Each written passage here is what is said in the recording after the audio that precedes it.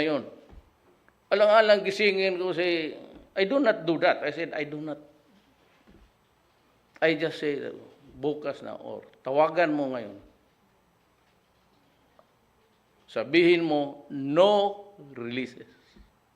No release or releases until further notice by higher up. O baka sabihin ninyo, naghuhugas ako ng kamay kung mamili ako kung sino ko ipahid dyan. No. Again, procedure yan. Kanino man mag-report ka sa akin, kagaya nangyari yun sa barko. Nag-complain yung Koreano kasi sabi ko lahat kayo about corruption, pumunta kayo dito.